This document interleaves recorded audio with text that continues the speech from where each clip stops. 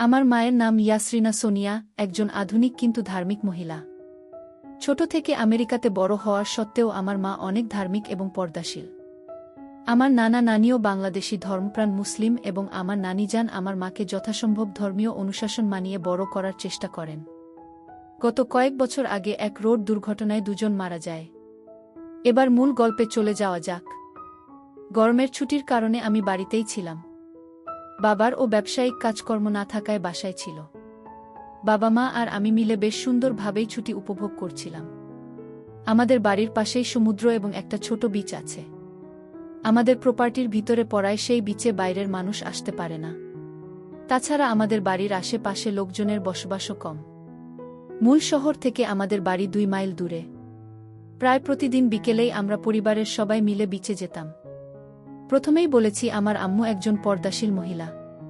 তাই বিচে গেলেও আম্মু শালীন পোশাক পরতেন। তবে যতই শালীন পোশাক পরুক, আম্মুর রূপ ঠিকই বাইরে প্রকাশ পেত। গত কিছুদিন যাবত আমার মাঝে অন্যরকম একটা অনুভূতি কাজ করে।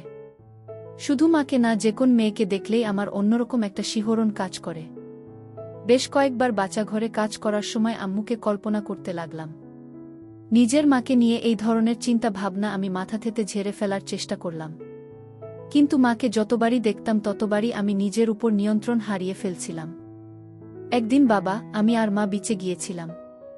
মা লম্বা টি-শার্ট এবং ঢিলে জিন্স পরেছিল। মা আর বাবা একসাথে বসেছিল।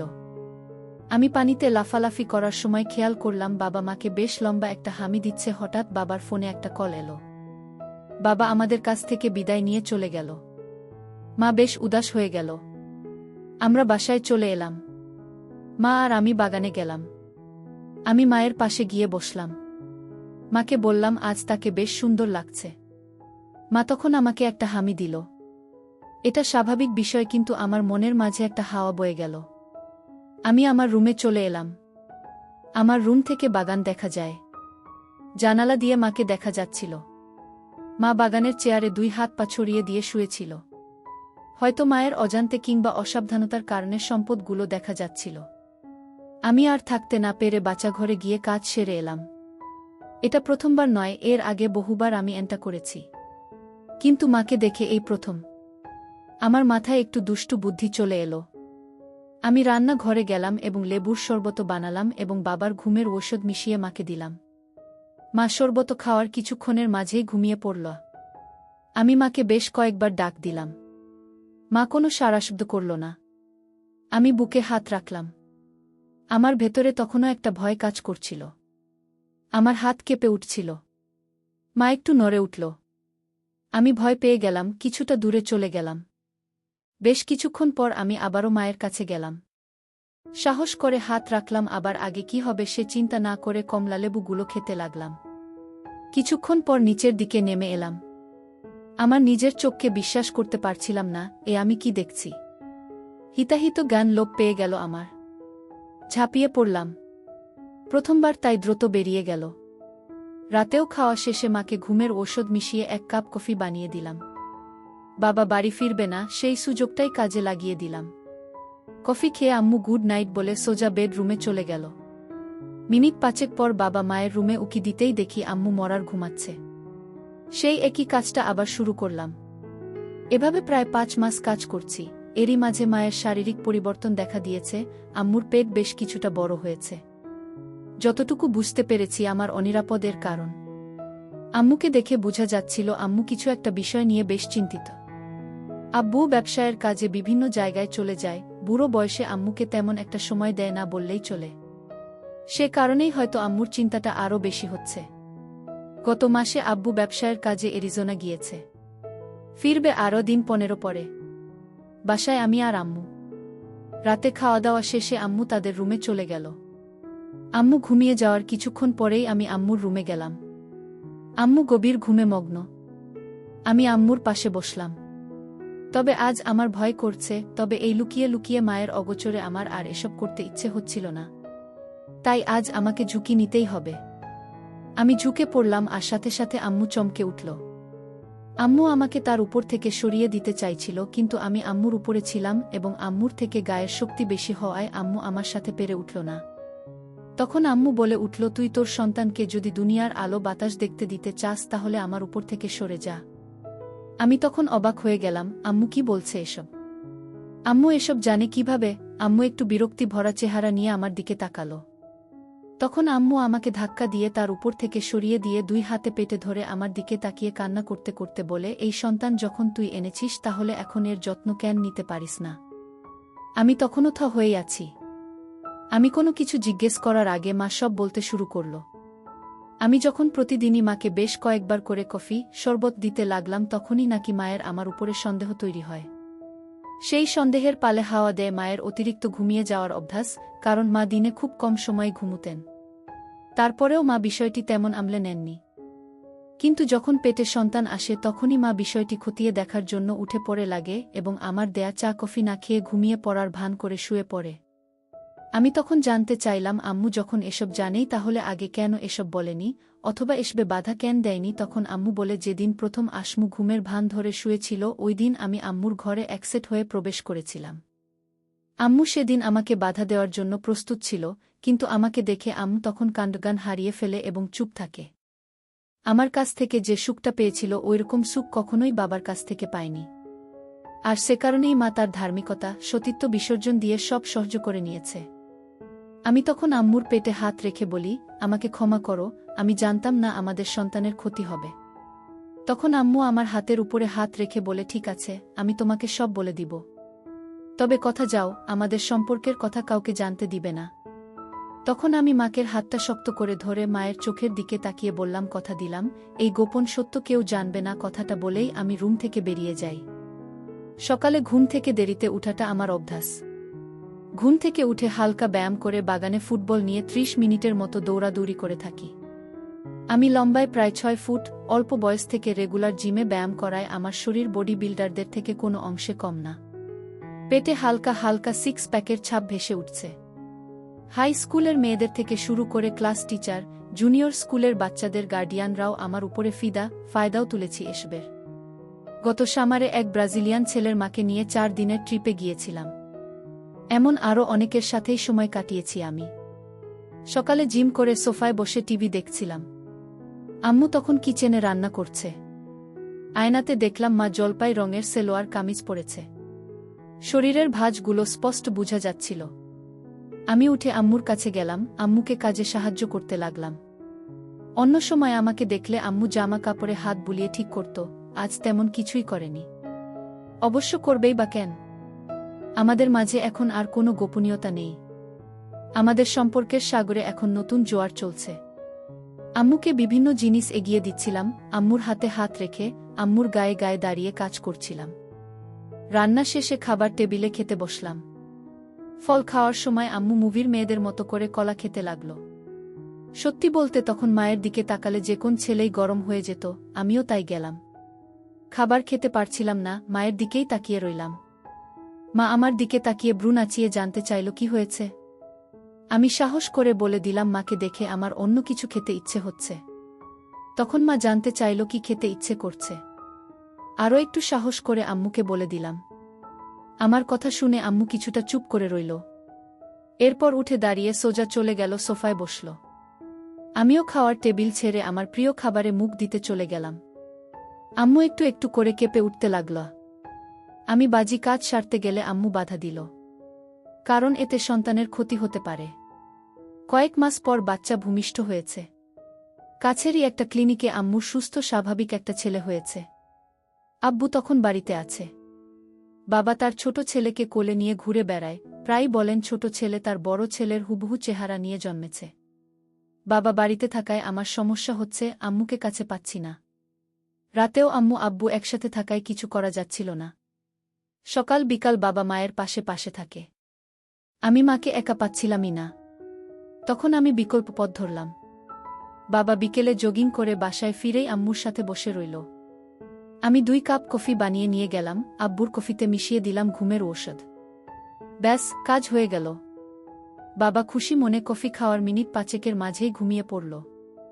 আম্মুর বুঝতে বাকি রইল না বাবা কেন হঠাৎ ঘুমিয়েছে। বাবা ঘুমানোর পরেই আমি আম্মুর সামনে একসেট হয়ে হাজির হয়ে গেলাম। লাউড স্পিকারে গান বাজাতে বাজাতে আমি আম্মুর কাছে নাচতে নাচতে গেলাম। আমার এমন আচরণে আম্মুর হাসতে লাগল। আম্মুর কাছে যেতেই আম্মু কাছে টেনে ধরল। কাজ সেরে মাকে নিয়ে সোজা সমুদ্রের নীল জলরাশিতে ঝাঁপ দিলাম। আম্মু আমার পাগলামি দেখে অট্টহাসিতে মেতে উঠল। সমুদ্রের ঢেউ এসে আমাদের ধাক্কা দিচ্ছিল, মাথার উপর দিয়ে পাখি উড়ে যাচ্ছিল। সমুদ্রের গভীর জলে সূর্য ধীরে ধীরে ডুবে যাবার প্রস্তুতি নিতে শুরু করল। আম্মু হঠাৎ সমুদ্রের পাড়ের দিতে যেতে লাগল। আমি জানতে চাইলাম কি হয়েছে। তখন আম্মু জানালো বাসায় বাবা আছে, তার ঘুম ভাঙলে যদি সে আমাদের এমনভাবে দেখে তাহলে সর্বনাশ হয়ে যাবে। আম্মুর কথাটির যুক্তি রয়েছে, বাবার ঘুম ভাঙলে বিপদ হবে, সেটাই স্বাভাবিক। আমিও আম্মুর সাথে সাথে বাড়ি চলে এলাম। আম্মু বাগান পেরিয়ে চুপি চুপি পিছনের দরজা দিয়ে বাসায় ঢুকল। আমিও আম্মুর পিছু পিছু চুপিসারে বাসায় ঢুকলাম। বাসায় ঢুকে দেখলাম বাবা নেই। আম্মু ভয়ে ভয়ে দোতলায় ওদের রুমে গেল। জামাকাপড় সামলে নিল। হিজাব এবং বোরকা পরে আম্মু আবার পিছনের দরজা দিয়ে বেরিয়ে এলো। আমিও আম্মুর পিছু পিছু বেরিয়ে এলাম। আম্মু ঘুরে বাবাকে গিয়ে দেখল বাবা বাগানে বাবুকে নিয়ে বসে আছে। আম্মু আব্বুকে ডাক দিল। আব্বু কিছুটা রাগী চোখে তাকালো। তখন আম্মু একদম অবলা মেয়েদের মতো করে তাকালো। মনে হলো আম্মু কি করছে তার কিছুই তিনি জানেন না। আব্বু আম্মুর একা বাইরে যাবার কারণ জানতে চাইলে আম্মু বলে উঠল পাশে একটা বাড়িতে ধর্মকর্ম নিয়ে হচ্ছিল, আমাকে নিয়ে আম্মু সেখানেই গিয়েছে। আমাদের বাবুর এখন 1.5 মাস বয়স। বাবা ব্যবসায়িক কাজে ছোটাছুটি শুরু করে দিয়েছে আবার। বাসায় আম্মু, আমি আর আমাদের সন্তান। স্কুল খোলা, আমি স্কুলে গেলে মা বাসায় একা থাকে। সে সময়টাতে মা বিভিন্ন ধর্মীয় কাজ করে। আগে আম্মু রাতে নামাজ পড়ত, প্রায় ভোর রাতে কোরআন তিলাওয়াত করত। বর্তমানেও করে। বাবু হবার পর বাবুর প্রচুর অসুখ হয়েছিল, এরপর থেকে মা প্রায় রোজা রাখেন। বিশেষ করে যে দিনগুলোতে আমি স্কুলে যাই, স্কুল থেকে ফুটবল প্র্যাকটিসে এবং নাচের ক্লাসে যাই, ওই দিনগুলোতে আম্মু রোজা রাখেন। এতে করে আমার সাথে মায়ের মেলামেশাও ঠিক থাকে, আবার আমার ব্যস্ত দিনে মার ইবাদতও ঠিক থাকে। তবে প্রতি রাতেই আমাদের মেলামেশা হয়। আম্মু এবং আমি দুজনেই মেলামেশার জন্য অধীর আগ্রহে থাকি। আমাদের দুজনের প্রতি দুজনের কোনো অনাগ্রহ তৈরি হয় না, অতৃপ্তি আসে না। হ্যালোইন কাছে চলে এসেছে, কয়েকদিনে পরেই হবে হ্যালোইন। অন্য সময় আমাদের বাড়িতে হ্যালোইন হতো না, আম্মু দিত না। আমি বন্ধুদের সাথে হ্যালোইন করতাম। তবে এবার আম্মুকে রাজি করিয়েছি। শুধু রাজি না, আম্মুকে ঘিরেই হবে আমার এবারের হ্যালোইন। মূলত হ্যালোইনের বিষয়টা মাথায় আসে আম্মুকে সেবা দেওয়ার সময়। তখন আম্মুকে বিভিন্নভাবে বুঝিয়ে রাজি করেছিলাম। হ্যালোইনের জন্য স্কুল বন্ধ দিয়ে দিল। বাড়তি পাওনা হিসেবে পেলাম বাবার কাজের চাপ থাকায় বাবা বাড়ি থাকছে না। আমি আর মা হ্যালোইনের জন্য কেনাকাটা করতে গেলাম। আম্মুর জন্য আমি একটা ক্যাট গার্ল এঞ্জেল কস্টিউম কিনলাম। আমার জন্য আম্মু একটা ডেভিল কস্টিউম কিনল। আমাদের বাবুর প্রথম হ্যালোইন, ওর জন্য কস্টিউম কেনা হলো। হ্যালোইনের রাতে আমাদের বাড়ি হ্যালোইনের সাজে সাজানো হলো। আমরা কস্টিউম পরে রেডি হয়ে গেলাম। আমাদের হ্যালোইন পার্টির মূল উদ্দেশ্য ছিল নিজেদের চরিত্রের বাইরে গিয়ে আলাদা রোল প্লে করে সময় কাটানো। আম্মুকে মেকআপ করার পর ক্যাট গার্ল এঞ্জেল কস্টিউমে সত্যি সত্যিই পরীর মতো লাগছিল। আমিও শয়তান সেজে প্রস্তুত হয়ে গেলাম শয়তানি করার জন্য। প্রথমবারের মতো আমরা রোল প্লে করব, তাই আমাদের দুইজনের মাঝেই ছিল চরম উত্তেজনা। আম্মুর রোল ছিল এক সুন্দরী পরীর। সে তার সন্তানকে নিয়ে স্বর্গ ছেড়ে পৃথিবীতে নেমে আসবে। তখন এক শয়তান তার সন্তানকে তার কাছ থেকে ছিনিয়ে নিবে এবং তাকে তার দাসীতে পরিণত করবে এবং নানাভাবে অত্যাচার করবে, জুলুম করবে। সেই পরীর রূপে পাগল হয়ে শয়তান তার সাথে জোর জবরদস্ত করার চেষ্টা করবে। কিন্তু পরীর ইচ্ছা ছাড়া তার সাথে সম্পর্ক করা সম্ভব হবে না। তখন শয়তান তার সন্তানকে খতম করার হুমকি দিয়ে তাকে সেবা দিবে। পরিকল্পনা মতো আম্মু আমাদের বাবুকে নিয়ে বাগানে হাঁটছিল। আমি শয়তান এর মতোই আম্মুর কাছ থেকে মিথ্যা মিথ্যা বাবুকে কেড়ে নিয়ে আম্মুকে আমাদের বসার ঘরে বন্দি করি। মিথ্যা মিথ্যা অত্যাচার শেষে সম্পর্ক করার চেষ্টা করি এবং ব্যর্থ হই। এরপর হুমকি দিয়ে পরি রুমে থাকা আম্মুকে রাজি করাই এবং আম্মুকে আমার রুমে নিয়ে যাই। অতিরিক্ত পরিশ্রমের কারণে আম্মুর রুমে ঘুমিয়েছিলাম। ভোরে আম্মু নামাজ পড়ে, তাই অ্যালার্ম বাজে। অ্যালার্মের আওয়াজে আমারও ঘুম ভেঙে গেল। তবে বিছানা থেকে উঠলাম না, শুয়ে শুয়ে আম্মুর দিকে তাকিয়ে রইলাম। আম্মু হাতে পায়ে মোজা, সেলোয়ার কামিজ ও হিজাব পরে নামাজ পড়ছিল। নামাজ শেষে আম্মু যখন সব গুছিয়ে রাখতে হাঁটছিল, তখন খেয়াল করলাম আম্মু কিছুটা খুঁড়িয়ে খুঁড়িয়ে হাঁটছে। আমি বিছানা ছেড়ে আম্মুকে ধরলাম, জানতে চাইলাম কি হয়েছে। আম্মু তখন হাসতে হাসতে বলল, প্রথমবার পিছনে হয়েছে, তাই ব্যথা হচ্ছে। আব্বুর ব্যবসায়িক কাজ শেষ, বাসায় ফিরে এসেছে। বেশ কয়েকদিন থাকবে বাড়িতে। আমার আর আম্মুর মেলামেশা ততদিনে একটা আসক্তিতে পরিণত হয়েছে। আম্মুর একটু পর পরই আমাকে কাছে পেতে চায়, এমন ও দিন যায় আম্মুর প্রতিবার নামাজের আগে গোসল করতে হয়েছে। তাই বাবা আসার পর থেকে বিপদে পড়ে গেলাম। বাবার শরীরটা বেশি ভালো না, তাই বাবাকে ঘুমের ঔষধ দিতে মা না করে দিয়েছে, ফলে বাবা বাড়ি থাকলে আম্মুর হাতেরও দেখা পাই না। আম্মু একদম আপাদমস্তক পর্দা করে বাসায় ঘুরে বেড়াত। 2 দিন যেতেই আমি আর আম্মু ছটফট করতে লাগলাম। রাতে বাবা ঘুমিয়ে যাওয়ার পরেই আম্মু আমার রুমে এলো। আমি স্কুলের অ্যাসাইনমেন্ট করছিলাম, তাই জেগেই ছিলাম। আম্মু আমার রুমে এসে দরজায় টোকা দিল। আমি বই খাতা ছেড়ে উঠে দাঁড়াতেই আম্মু আমার কাছে চলে এলো। মনে হলো 1000 বছর পর দুজন দুজনকে কাছে পেয়েছি। এরপর সময় নষ্ট না করে কাজে লেগে পড়লাম। কতটা সময় গেল আমরা জানি না, তবে আব্বুর ধাক্কায় আমার হুঁশ ফিরে।